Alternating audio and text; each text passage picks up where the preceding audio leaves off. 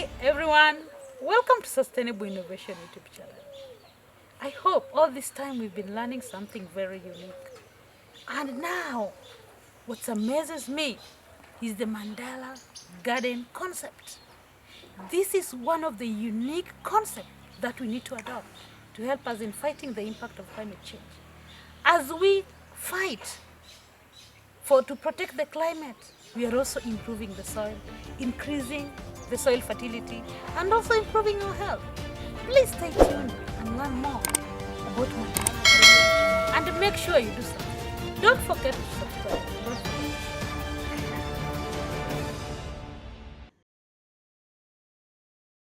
Welcome to Samuel Sana's Permaculture farm. This is one of the farm techniques I established in my farm called Mandala garden. Why is it called Mandala garden? The name has come from the name Mandela, the former president of South Africa. What he was trying to do to protect the South Africa from the colonialism. So if you look at this garden, it resembles to with what Mandela was doing in South Africa. The farm is established in a way that we ensure that we channel the water in this hole where I started.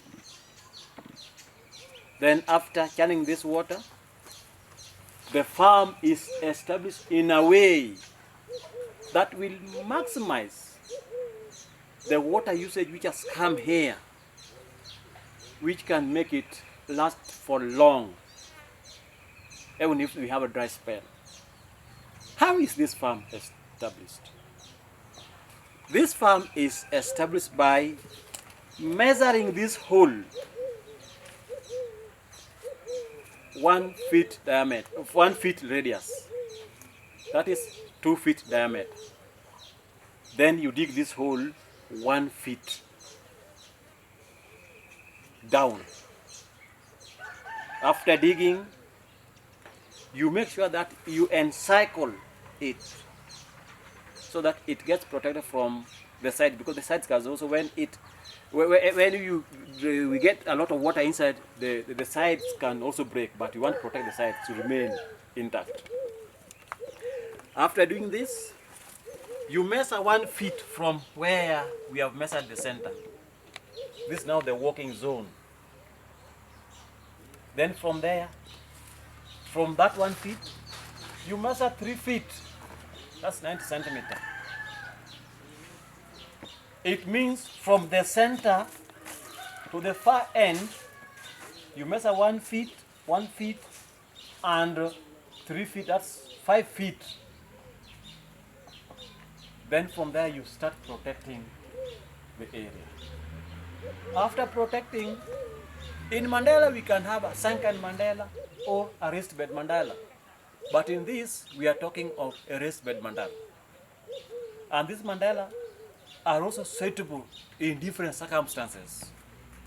In area where we have a lot of water, a lot of dumping, we can use the raised Mandala so that we don't get a lot of problem with too much water.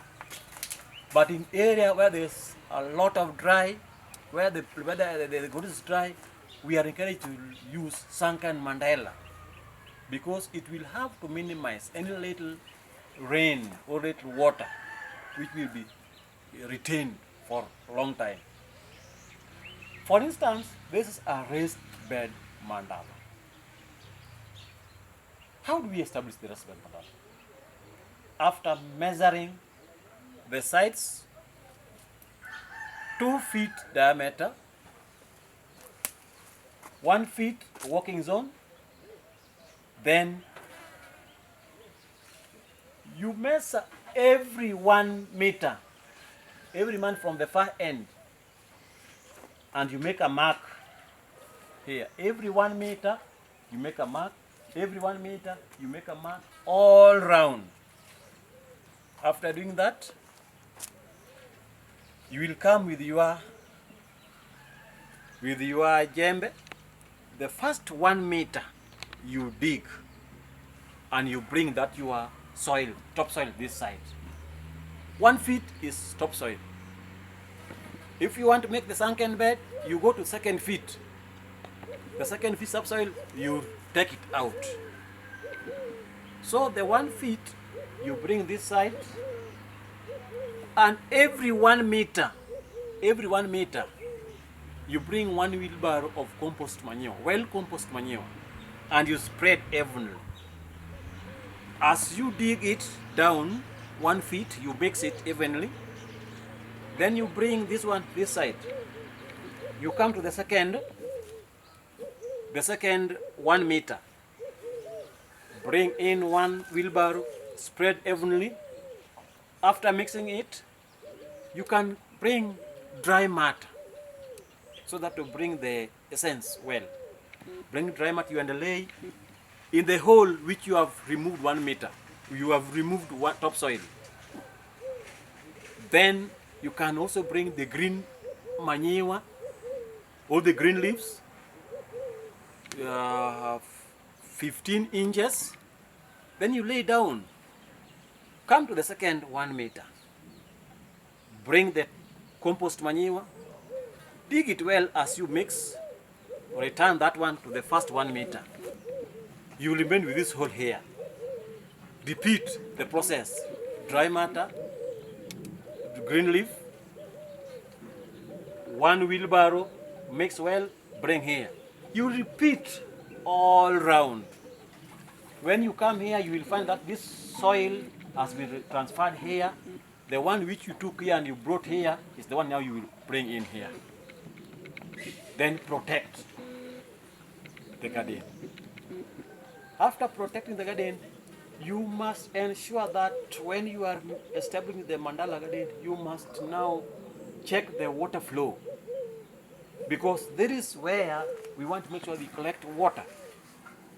And if the hole is filled, the water will zip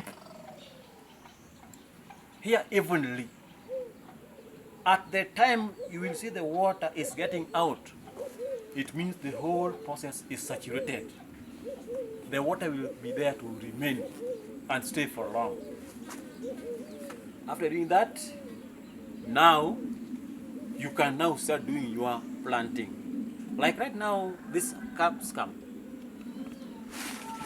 which I've planted here. You do it in a way that you can do your crop rotation. This is now the farm where, as I have said, you must plant crops which will try to increase production and productivity. Because you have seen the way this one is being established. It takes time. And so that we must maximize the space.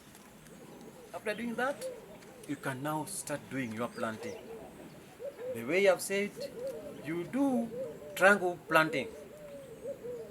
Triangle planting will give you a zigzag way of planting so that each and every stem or roots of plant which is planted here does not compete for nutrients. So you must ensure that. After doing that, you do the mulching, then you start planting plants like onion in this farm to bring in the 4 basic elements of sustainable organic farming, where there's a principle of use of natural resources.